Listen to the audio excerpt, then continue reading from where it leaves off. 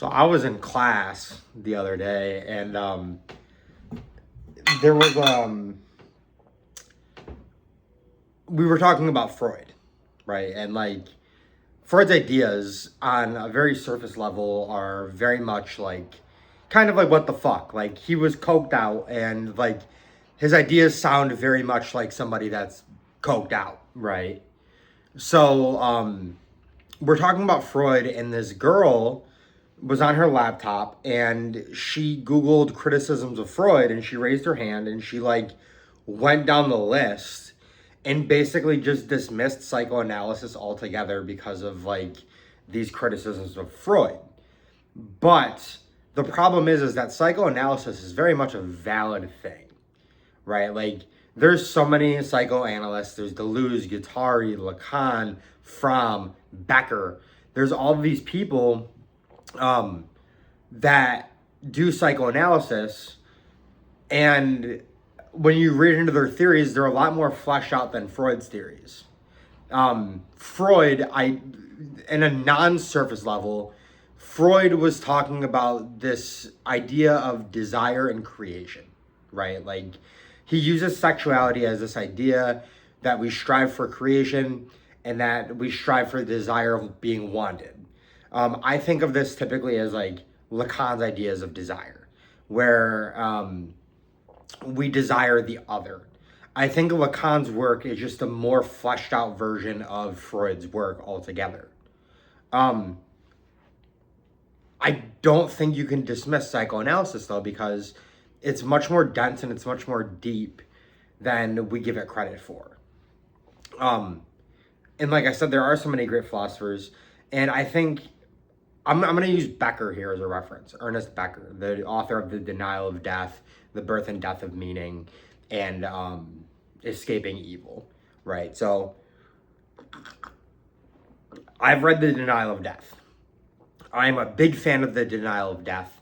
I think Becker is right when he talks about human behavior is driven by this unconscious idea that we are going to die, the inevitability of our own deaths.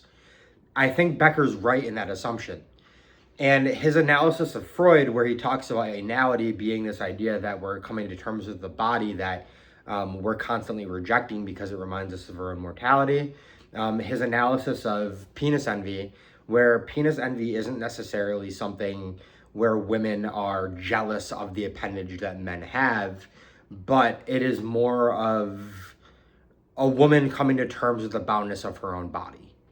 And Becker famously states in The Denial of Death, we are gods with anuses.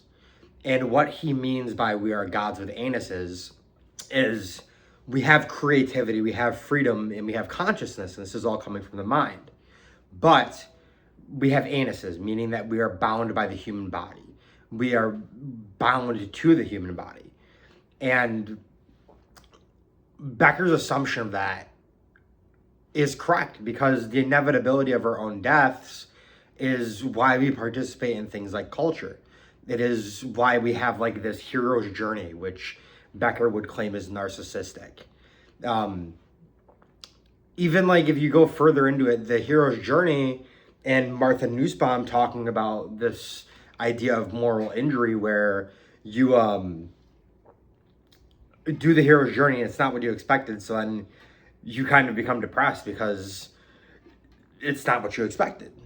And Martha Nussbaum isn't a psychoanalyst. She's a feminist philosopher. I highly recommend her work if you haven't read it, especially learning about moral injury. I'd recommend looking into that. But yeah, Becker's analysis of Freud, I think, is correct. And I think Freud did not have the language to put down what he wanted to put down. And he also did not have people that he could bounce these ideas off of, right? Like what Freud was doing was totally revolutionary. It was the first of its kind. Like no one had thought about things like that before. And so when Freud was coming up with these ideas, it's not like he had people he could sit down and be like, hey, you know, here's all this stuff. And eventually Freud became obsessed with his own death as well, only proving Becker's point. Freud became obsessed with his own death, and he predicted the day that he was going to die. He went to a tarot card reader or a mystic or whatever, and the mystic told him, like, on this date you're gonna die. And so Becker, like, prepared for that, and he became oddly religious afterwards. And I believe that he actually got into an argument with Adler and Jung, saying that they should be turning themselves over to religion to cope with this idea of death. And I think, these are like, I'm not in entry-level courses anymore for psychology. I'm past that. But there's still, like, entry-level courses to me because, like, I had already read a lot of this stuff. Like, I had already read into psychoanalysis, and I've already read into existential theory and gestalt theory and stuff like that. And I find a lot of my classmates kind of getting annoyed with me because, like, I talk about psychoanalysis, and they're just so quick to dismiss it because of Freud.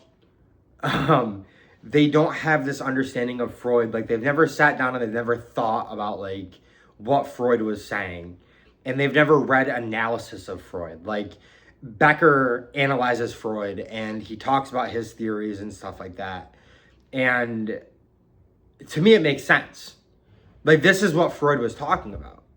Is Freud was talking about these things, but he didn't have the words to necessarily, like, talk about them the way that he wanted to. And so they had to be analyzed by people like Lacan and Becker. And I think Lacan perfectly encapsulated what Freud was talking about and putting it out there, and this idea of desire. I think that that's what Freud was ultimately talking about in his analysis. And I think Becker was right in his analysis of Freud as well, talking about the human body and coming to terms with, like, who we are and the boundness of our own bodies. And I don't know. I just wanted to talk about that. I think that, like, if you haven't read The Denial of Death, go read The Denial of Death. It's fucking brilliant. And after that, read The Worm at the Core, The Role of Death in Our Lives by Sheldon Solomon, Tom Green, and Pazinski is the guy's last name, I think. I think it's pronounced Pazinski. Go read that because it's a great follow-up to The Denial of Death. I have copies of The Death of Birth and Meaning, and Escaping Evil coming in the mail right now, actually. I'm planning on reading those because I heard somewhere, like, I'd read somewhere that, like, the denial of death wasn't supposed to just be the denial of death. It was supposed to be, like, a giant fucking, like, 700-page book. And it was supposed to have the birth and death of meaning, the denial of death, and escaping evil. And all of these books have to do with death, right? And, like, the inevitability of our own death. And I'm a big fan of Becker's work. I think Becker is brilliant. And I am excited to read what Becker has put down in Escaping Evil and the birth of meaning and death and stuff like that. Yeah, so that's all I got. Don't dismiss Freud. Go read some analysis of Freud and what Freud was talking about, because Freud's ideas were valid. And, I think that, again, he just didn't have the proper wording to put it down on paper, especially because he was coked out. And also, he just didn't have anybody that he could, like, bounce these ideas off of. So, yeah, go check out Becker's work, The Denial of Death. Go check out Jacques Lacan. Check him out and his analysis of Freud as well. And I feel like once you check out those analysis of Freud, it all kind of starts to make sense. You know what I mean?